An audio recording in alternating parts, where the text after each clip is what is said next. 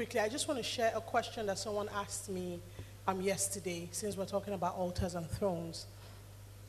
And he said to me, Apostle, he said, I've had so many prophecies. I've had so many things spoken about me over the years. And where's Pastor Bethel? I greet you wherever you are, Ma. Thank you so much for everything you do for us. Thank you. And he said, I have gotten so many words from God concerning who I am and the future that he has designated for me. And he says, but somehow it just doesn't materialize, into who I'm supposed to be. And he said at the beginning of this year, he got a revelation from God about building altars around every prophetic word that you receive. And so he said, and he also, another minister said to him, God has given you so many words. Where are the altars you have built? And he said, he began to think about it, about how people built altars every time they encountered God. And he said to himself, my goodness, I have not been raising altars, when God gives me a word.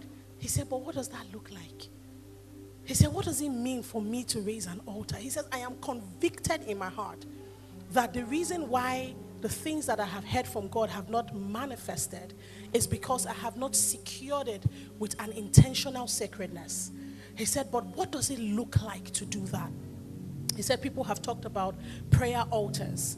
People have sung songs about my altar is calling you, Lord. He says, whenever you hear altar, there is a sense of, wow, power that you feel.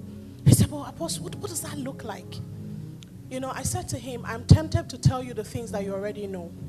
The things that are already written in the Bible. And the Lord said to them, raise an altar. And he spoke to Abraham concerning the promise, and he raised an altar. I said, but I'm not answering your question if I do that. I said, so I'm going to tell you what I know. I said, because I have, by the grace of God, had the opportunity to engage with altars in territories, altars in sectors, altars in places, in people, in systems. I said, one thing I can tell you is that we have a Christianity today that is filled with people who speak about our God as though he's just a deity to be worshipped and to be sang to. And it's like a fairy tale story that we tell so well. We go to places, we tell it to our children, we preach it from our pulpits. I said, but we forget that the first introduction of God to us about himself is a builder and a creator and one that crafts, a person that has a strategic mind. That was the first way he introduced himself to us. I said, I don't know how somehow in the box of religion we have reduced this God into being a deity that we pour oil in front of. And so when we even speak about the things that pertain to this God, who is systemic and systematic in his approach, when we even speak about him, we reduce the holy things that have the capacity to help us establish nations, we reduce it into things that, we sing about and things that, we just hear and we shout, woo, holy, and that's it. I said, so we are so used to engaging the Spirit of God, but not the mind of God. I said, but things are not created until the mind of God is manifested. So when it says in the beginning, God created the heavens and the earth, when you look at the word for beginning, it's actually the same Hebrew word for head. So in the head of God, he created the heavens and the earth. So everything that we see manifested began from God's mind. He first of all saw it. He first of all imagined it. He first of all conceptualized it before he manifested it. So I said to him, if we're talking about altars, one of the first things you need to know about your prophetic word is that, yes, build an altar around it, but the altar speaks about the secured structure that you build from the instructions you have received from that prophetic word that becomes a gateway for heaven to enter earth. I said many times we hear words, but we don't build according to the word that we have heard. Every single ministry or business that I own today is a product of a prophetic word. And so I said many times, people say, Pia, don't you think you are moving too fast? I said, I run at the speed of prophecy. And so I don't want to be a person that has a backlog of prophetic words. And the day I suddenly wake up and realize that there is power available, there are too many things that I have to do, and then I get lethargic. I run at the speed of prophecy. I said, so when I have a dream, when I have a vision, when God gives me a word, concerning a thing he has told me to do, I am quick to respond by building an altar. I said my altar in that case is not just that I set up a space in my house as a prayer chamber. I said the institution that I build by reason of that prophetic word becomes a gateway through which that aspect of heaven can permeate the earth. And so if God is looking for a non-profit through which he can address sex trafficking, when I set up my non-profit organization, it becomes a gate through which heaven enters the earth. I said, so you have to set up structures according to the prophecies you have received. And so I said to him, I said, another thing you have to realize is that altars were very specific. So when people built altars, there were certain materials with which you built an altar. You can't build an altar with just anything. So if it is wood, if it is stone, it had to be specific material.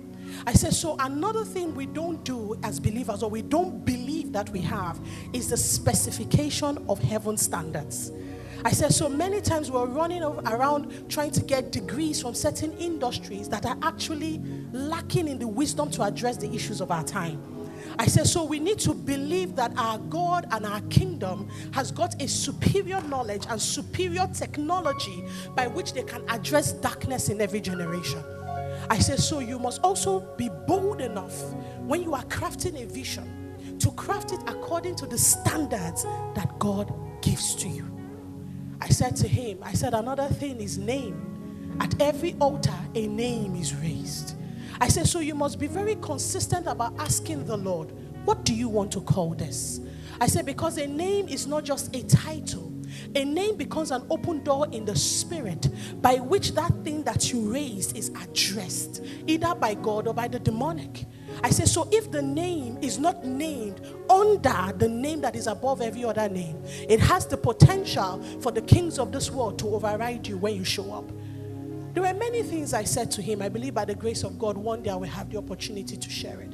But I said to him, one thing you must recognize is that there must be sacrifice. I found out that many of us as Christians, we talk about sacrifice a lot, but we do not actually sacrifice when the time comes. And I said to him, I said, there are many Christians who believe that what it means to have faith is to do nothing. I said, but there is no altar without a sacrifice. I said, many times the sacrifice is burnt to ashes. If you were to look at a burnt sacrifice, you will think that what you have offered has come to nothing. I said, so at the point when the sacrifice burns to ashes, many people drop the vision and walk away. But you don't know that the burning to ashes is a proof that it has been received by God. And I said to him, you have to go back and pick up certain visions. As long as that altar was crafted according to the dimensions of heaven that were given to you specifically to address a darkness and to establish God's name, I said, then go back and pick it up. There were many things I said. But one thing I want to leave you with today is that the strength of your altar is the strength of your throne.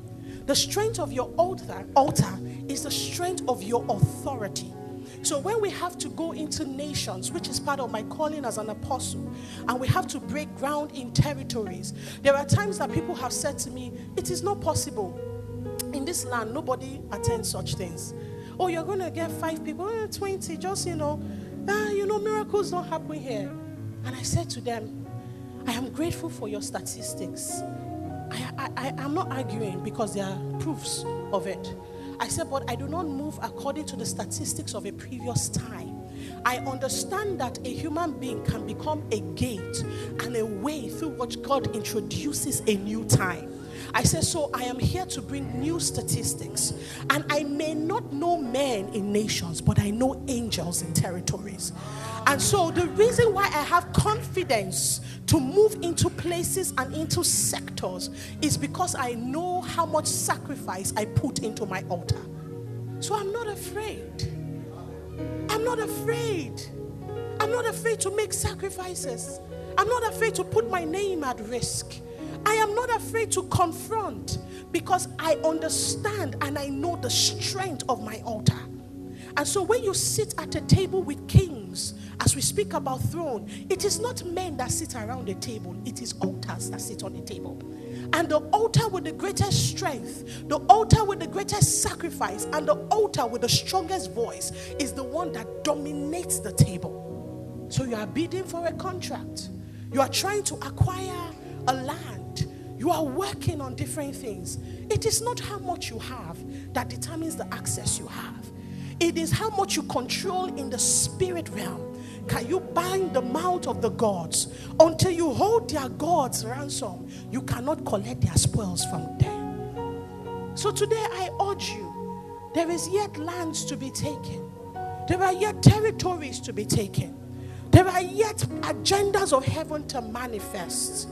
I need you to break away from the religious imagination of who God is and to once again receive the fact that He's a maker, a creator, a builder, and a strategic thinker. And as you do that, pay the price and sacrifice on your altar.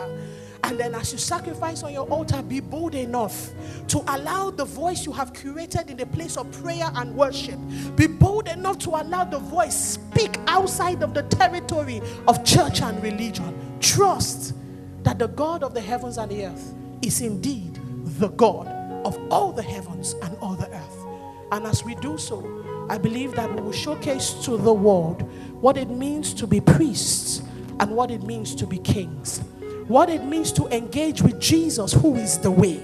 And we also become the way through which generations can enter into their inheritance. God bless you.